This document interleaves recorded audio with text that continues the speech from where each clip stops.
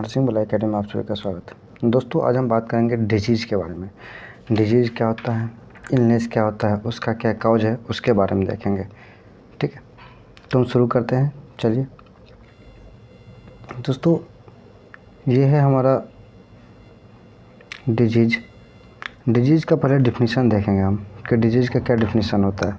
ठीक है, ए disease is an abnormal condition affecting the body of an organ.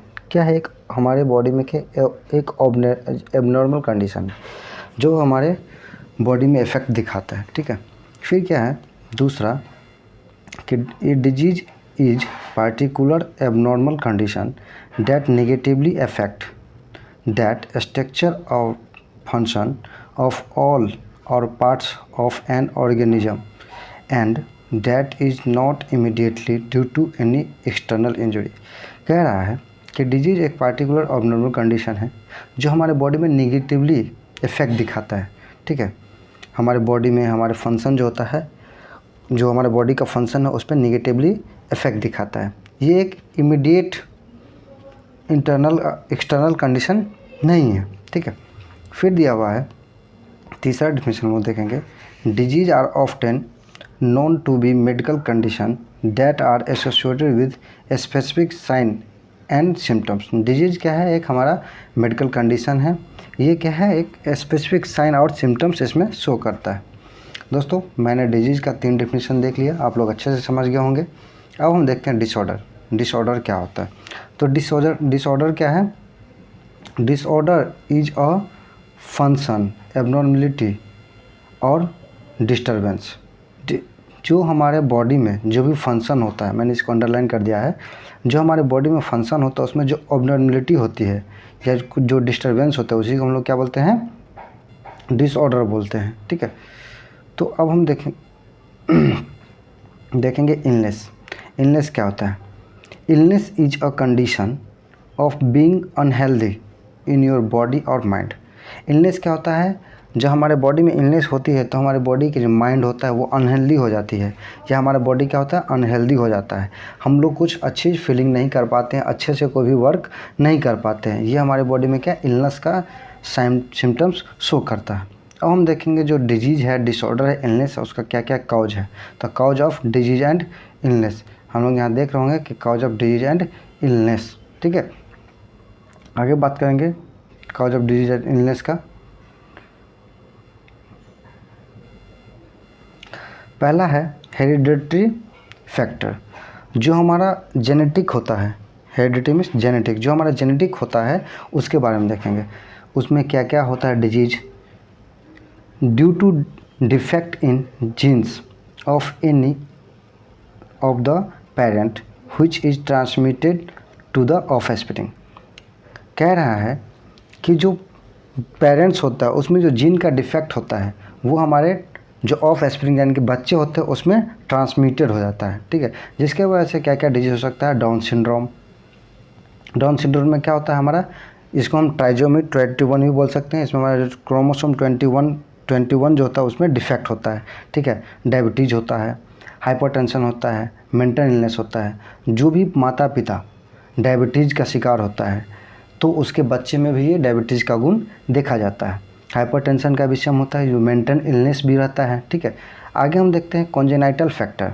जो baby जो जन्मजात होता है, जन्म के समय यानी कि माँ के गर्भ से ही जो डिजीज़ होता है उसे हम लोग क्या बोलते हैं, कॉन्जेनाइटल फैक्टर बोलते हैं। ठीक है, तो due to defect in development, hereditary factor or parental infection present at birth. ठीक है, उसमें डिजीज़ क्या क्या है, cleft lip and cleft palate. जो बच्चे जन्म लेता है तो कभी कभी आप देखेंगे उसका जो ऊपर वाला लिप होता है वो कटा हुआ होता है, तो उसे हम लोग क्या बोलते हैं, क्लेफ्ट लिप बोलते हैं। दूसरा हमारा क्या, एट्रेजिया एंड फेस्टुला। एट्रेजिया का मतलब ये होता है कि जब हमारा कोई भी बॉडी का जो ऑर्गन होता है, जो ट्यूब लाइक स्ट्रक्चर होता है, वो क्या होता है, जो नॉर्मल ऑर्गन से कनेक्ट होने चाहिए वो नॉर्मल ऑर्गन से कनेक्ट नहीं होता है, वो किसी अदर ऑर्गन से कनेक्ट हो जाता है, जिसको हम लोग एट्रेजिया बोलते हैं।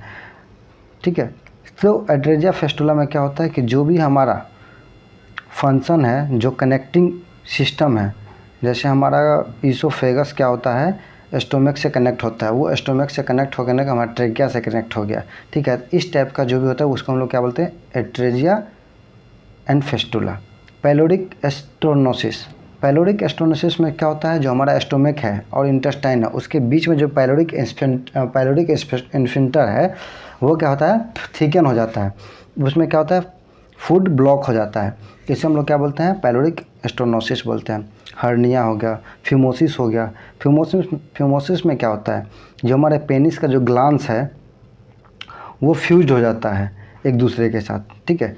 फोर स्किन और जो ग्लांस है वो एक दूसरे के साथ फ्यूज हो जाता है, जिसको हम लोग क्या बोलते हैं, फिमोसिस बोलते हैं, ठीक है। एक है स्पाइनल बिफडा, जो बच्चा जन्म लेता है उसके बाद जो उसका स्पाइनल कोड का क्या होता है, सही से डेवलपमेंट नहीं हो पाता है, जिसे हम लोग क्या बोलते हैं, स्पाइनल बिफडा बोलते हैं, ठीक है। अब हम बोलते हैं, देखेंगे आगे, एलर्जिक कॉज। एलर्जिक कॉज में क्या होता है, due to abnormal response of body to chemical और प्रोटीन सब्सटेंस और फिजिकल स्टिमुलस, ठीक है। इसका एग्जांपल हम देखेंगे, ड्रग का साइड इफ़ेक्ट होगा या ओवरडोज होगा या फिर ड्रग एलर्जी होगा, जिसका डिजीज़ क्या क्या हो सकता है, अस्थमा हो सकता है, लिवर टॉक्सिसिटी हो सकता है या फिर राइनाइटिस हो सकता है, ठीक है। अगला देखेंगे हम लोग, मेटाबॉलिक कॉज।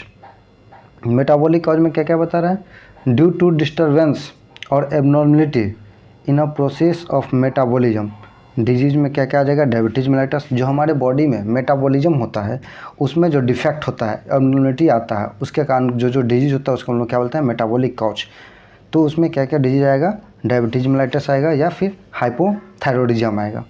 नेक्स्ट देखेंगे, deficiency cause, result from inadequate intake or decrease absorption of essential dietary function. जो हम लोग का एसेंशियल डाइट है उसमें हम लोग क्या होता है, एबनॉर्मलिटी या इनएडिक्वेट हो जाता है, जितना अमाउंट में हमको प्रोटीन चाहिए, फैट्स चाहिए, लिपिड कार्बोहाइड्रेट चाहिए, वो सब में एबनॉर्मलिटी आता है, जिसके वजह से जो डिजीज़ देखने को मिलती है वो क्या, asthma, anaemia, vitamin D deficiency का जो डिजीज़ होगा, फिर बेरी होगा, रिकेट्स होगा, पैलेरिजिया होगा, फिर क्या होगा, नाइट ब्लाइंडनेस होगा या फिर स्कर्विस होगा, ठीक है। अब हम देखेंगे traumatic cause, due to injury, जो हम लोग एक्सीडेंट कर जाते हैं उसके वजह से जो होता है, जैसे फ्रैक्चर हो गया या फिर हेड इंजरी हो गया, इस तरह से और बहुत सारा होगा। अब हम देखते हैं साइकोलॉजिकल कॉज।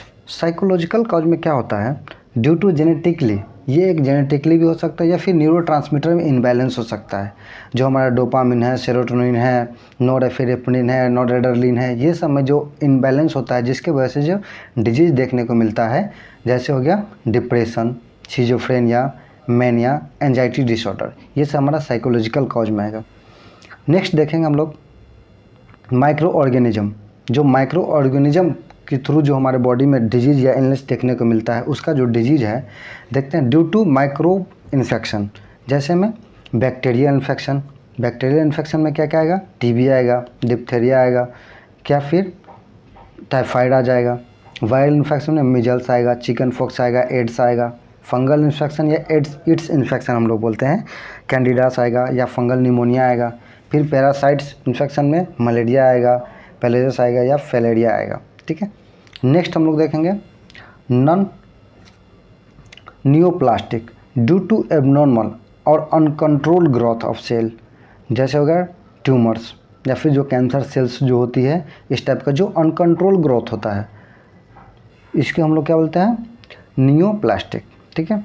नेक्स्ट देखेंगे आइडियोपैथिक। जो आइडियोपैथिक में क्या अननोन होता है, जो सेल्फ होता है, उस लोगों को क्या बोलते हैं, आइडियोपैथिक बोलते हैं, ठीक है। Cause of unknown, self organise और स्पॉन्टेनियस ओरिजिन होता है।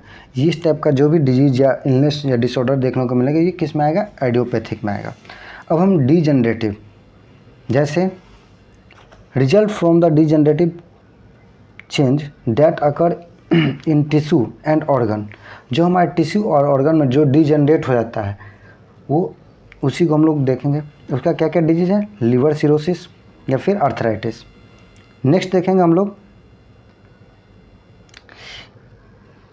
लेटर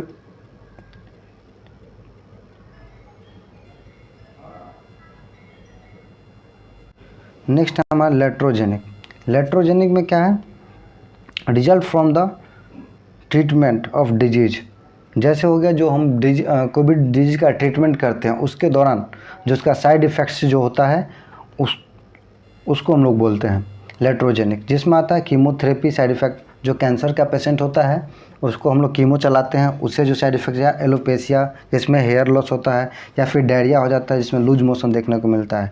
तो ये सब क्या हमारा लेट्रोजेनिक में आता है। ठीक है, थैंक यू।